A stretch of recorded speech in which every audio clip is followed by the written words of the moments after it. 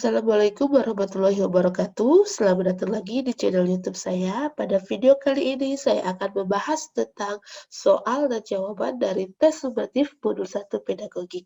Sahabat guru, tes sumatif ini berbeda dengan tes formatif. Karena tes sumatif ini adalah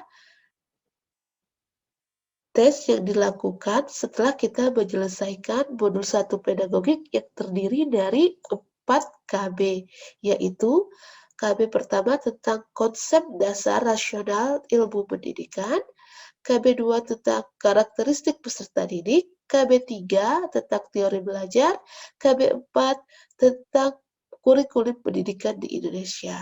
Begitupun dengan skor nilai yang akan dihasilkan berbeda. Kalau di tes sumatif, bobot nilainya lebih besar daripada tes formatif, sehingga pengaruh nilai sumatif akan lebih berpengaruh dibanding nilai formatif. Kita langsung saja ke soal yang pertama. Landasan pendidikan jenis ini memiliki asumsi yang bersumber hakikat manusia, hakikat ilmu, nilai serta perilaku yang dinilai baik dan dijalankan setiap lembaga pendidikan. Adalah A. Landasan filosofis, B. Landasan sosiologis, C. Landasan religius, D. Landasan yuridis, E. Landasan psikologi. Jawabannya adalah A. Landasan filosofis. Kita lanjut ke soal nomor 2. Bagi sahabat guru yang belum subscribe, silakan subscribe dan hidupkan lonceng notifikasinya agar tidak ketinggalan info update terkait soal dan jawaban dari tes formatif dan sumatif pada modul pedagogik.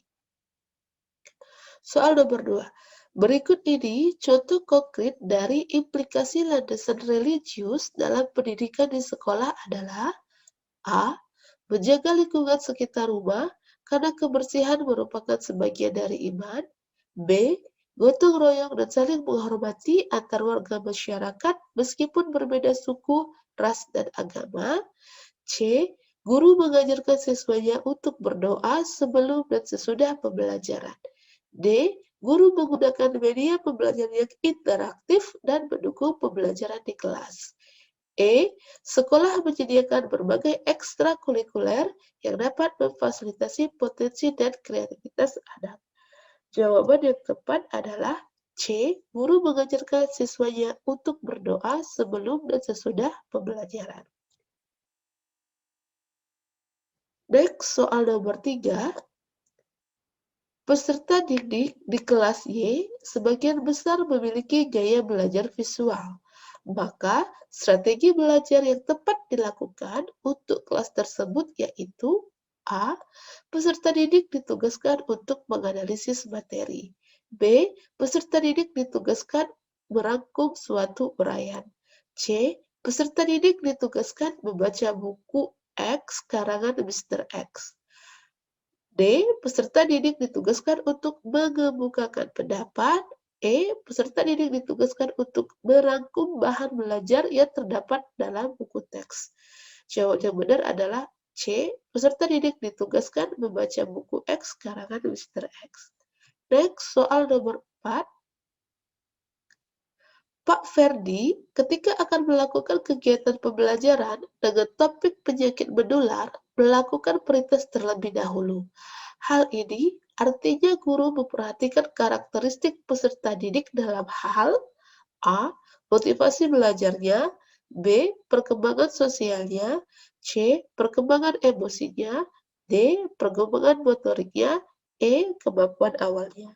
Jawabannya yang tepat adalah E. Kemampuan awalnya. Next, question number 5. Untuk meningkatkan motivasi dan prestasi belajar siswa dengan menerapkan teori belajar konstruktivisme dalam pembelajaran, karena dalam teori belajar ini A. Mudah dalam mengevaluasi hasil belajar. B. Siswa belajar dalam kelompok, maka tugas guru lebih ringan. C. Menempatkan siswa sebagai subjek belajar. D. Siswa diberi tugas sehingga belajar lebih aktif. E. Menempatkan siswa sebagai objek penting dalam belajar. Jawaban yang tepat adalah E, menempatkan siswa sebagai objek penting dalam belajar. Selanjutnya, soal nomor 6.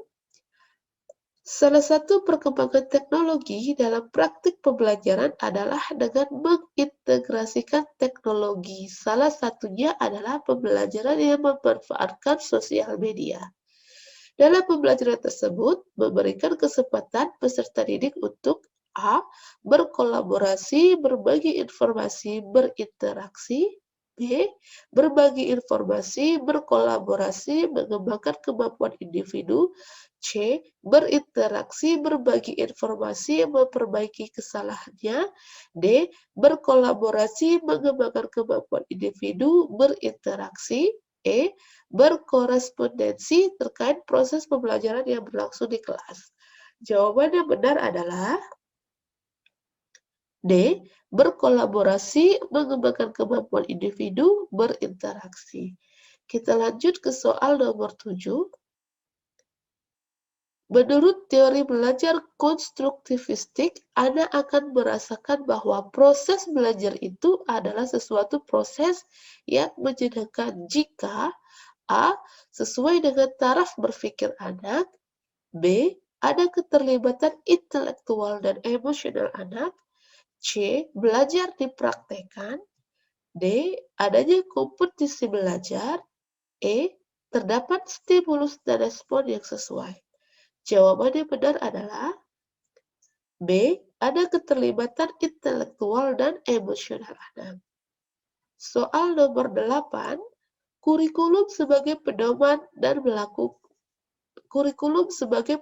dalam melakukan pengawasan terhadap pelaksanaan pembelajaran di sekolah merupakan fungsi kurikulum bagi A. Guru, B. Kepala sekolah, C. Orang tua, D. Siswa, E. Pengawas sekolah.